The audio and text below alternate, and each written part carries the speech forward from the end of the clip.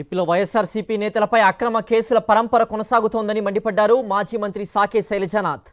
ప్రశ్నించే గొంతులను నొక్కేందుకు బాబు కుట్రలు చేస్తున్నారని ఆరోపించారు. వైఎస్ఆర్సీపీ నేతలపై అక్రమ కేసులు దుర్మార్గమన్నారు.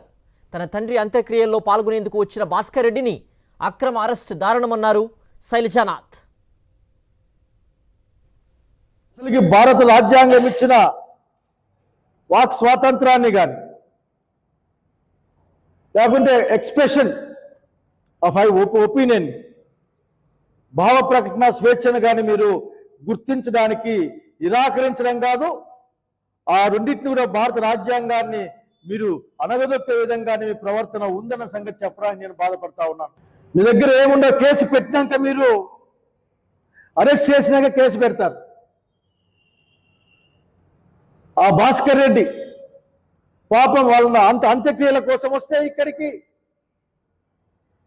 అసలు నన్ను కుమ్మేశారని చెప్తా ఉన్నాడు. ఆ పిల్లడు ఆఖరికి అతన్ని చితగ్గొట్టి మళ్ళీ మీరే కేసులు పెట్టడం. మోదా తుఫాను వల్ల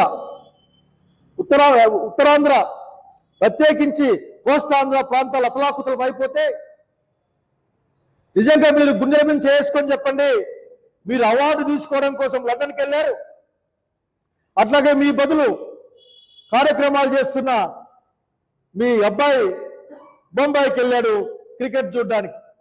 అడగకూడదు, అడిగితే కోపం వస్తుంది మీకు. మీ డీసీఎం వెళ్ళి మాట్లాడితే తాట తీస్తా అంటా ఉంటాడు. ఆ స్క్రిప్ట్ రైటర్ మార్చాలి డైలాగు.